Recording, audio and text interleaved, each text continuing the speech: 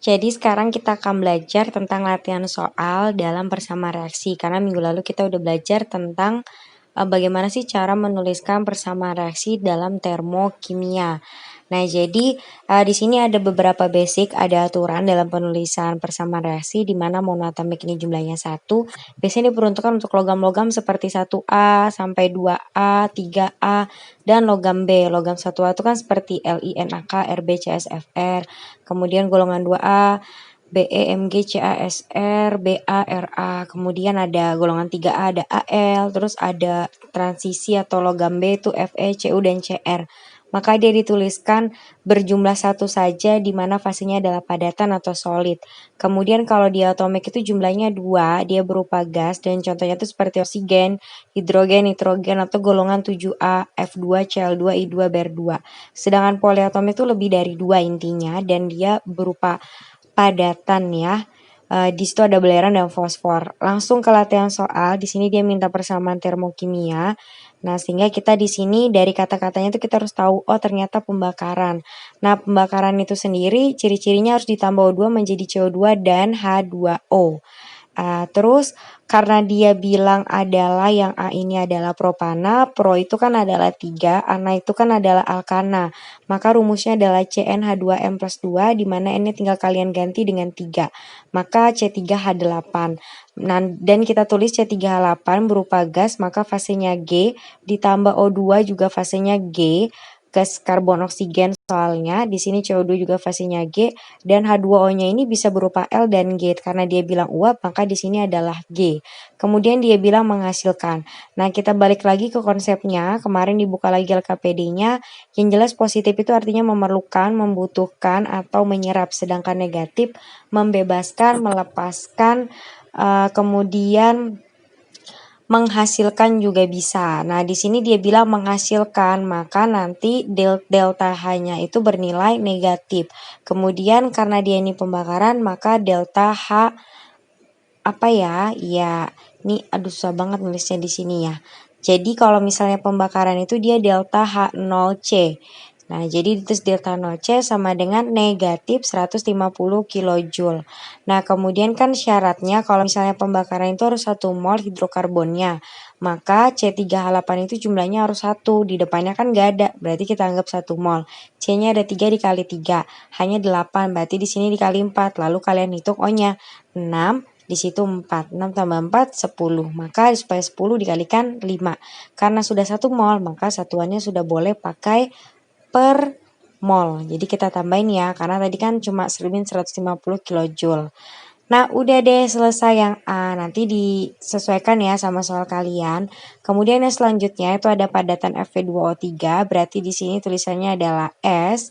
Kemudian bereaksi dengan karbon. Nah, karbon kita ingat-ingat lagi, karbon itu adalah arang. Arang itu berupa padatan. Membentuk besi. Besi itu kan logam, berarti Fe saja. Nah, kenapa Fe saja? Di sini kan contohnya kalau monoatomik padatan harus berupa 1 orang, yaitu Fe aja ditulis. Sedangkan gas karbon monoksida itu CO.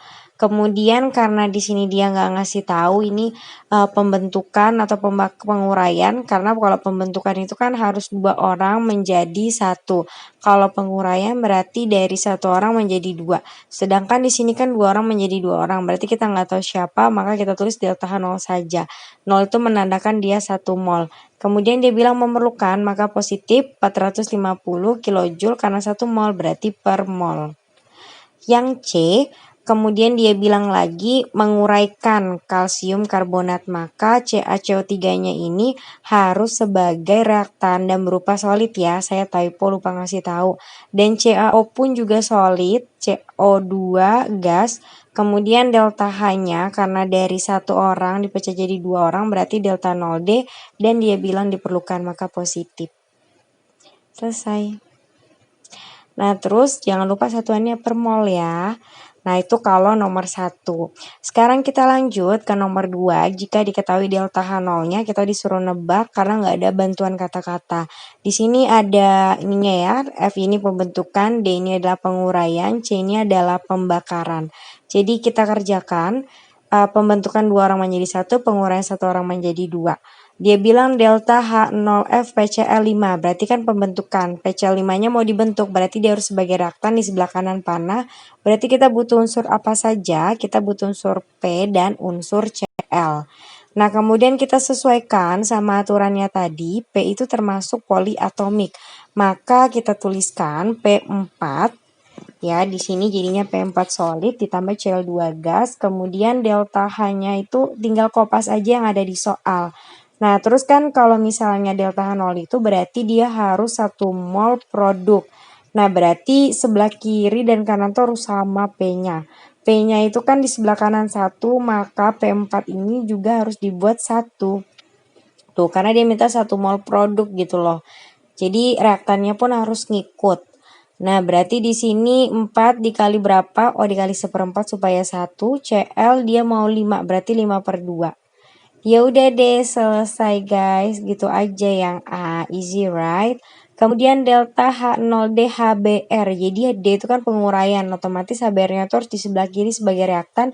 Dan ada unsur H dan Br.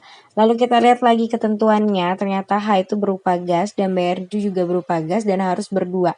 Jadi H2 gas, Br2 gas. Dimana delta 0D-nya tinggal kalian kopas saja yang ada di soal. Hati-hati ya, soalnya ini kayaknya ibu balik deh kayak latihan atau soalnya dengan LKPD-nya. Kemudian kita lanjutkan, hanya di sini dia minta 1, berarti kali setengah, BR-nya pun demikian. Done. Baru yang C ini dia adalah delta H0C, berarti pembakaran, di mana ada CH3OH ini adalah metanol. Dia direaksikan dengan oksigen, menghasilkan gas karbon dioksida as always, gas, dan H2O-nya juga gas saja, uap air biasanya. Nah, kemudian delta H0C jangan lupa ditulis. Kemudian karena 1 mol hidrokarbon berarti tandanya di sini harus 1 mol dan ini udah 1 mol. Kemudian H-nya itu jadi 4 ya. Terus O-nya tuh disetarakan ternyata ada 4 dan di sini ada 1 berarti supaya 4 di situnya 3. Karena 3 ada 2-nya berarti 3/2. Nah, seperti itu deh. Kemudian yang latihan soal yang ini tuh harus tahu positif itu artinya endo, negatif itu adalah exo. Jadi kita gambar dulu diagramnya ya untuk yang A dan untuk yang B. Kemudian kalau kita tahu endo karena deltanya positif, jangan lupa dikasih garis ya yang kayak gini. Delta H-nya positif maka dia bertambah, otomatis dia naik, kalau deltanya negatif dia turun. Nah, setiap kepala panas selalu menuju produk. Berarti kita cek produk itu di sebelah kanan, reaktan di sebelah kiri.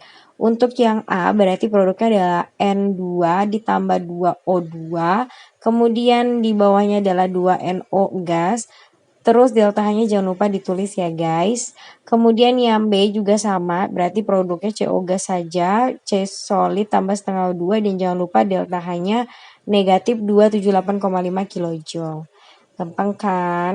Nah, kemudian yang soal seperti ini, dia udah menghubungkan dengan konsep-konsep mol di kelas 10, semoga masih ingat ya. Dia minta diuraikan 1 mol, di situ kan adanya di situ adanya 2 mol ya, sorry. Ini kita salah lihat nggak sih? Harusnya 2SO3, sorry ya, typo. Jadi harusnya di bundar ini 2SO3, sorry banget. Nah, jadi di sini harus dibuat 1 mol, maka dia harus dibagi 2. Harusnya SO3 loh ya ini ya, SO3. Nah, berarti di sini tinggal dibagi 2 karena dia minta 1. Jadi disesuaikan aja. Reaksinya pun juga tinggal dibagi 2.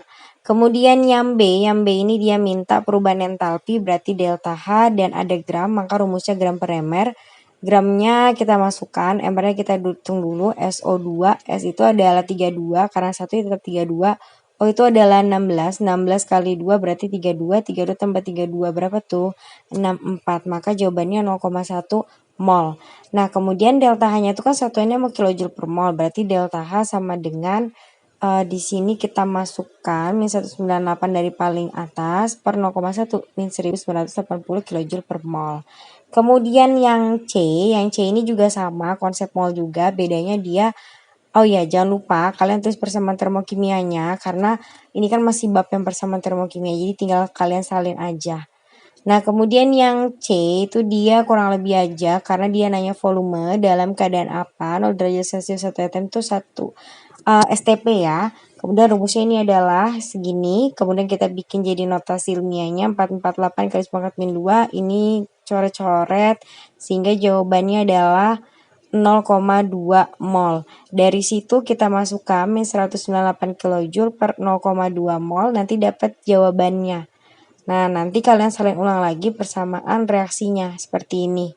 Nah, terus delta H-nya tinggal mengikuti titik-titiknya itu. Sampai sini ada pertanyaan gak untuk yang kayak gini? Atau ada yang pengen didiskusi, tanya aja ya, jangan sungkan-sungkan. Jadi tadi tuh yang A itu agak typo ya, karena harusnya SO3-nya yang diuraikan. Gitu. Oh ya, ini kan adalah pembentukan, jadi delta HF ya. Dan dia kenapa nggak pakai 0? Karena nggak 1 mol, dia masih berupa 2 mol.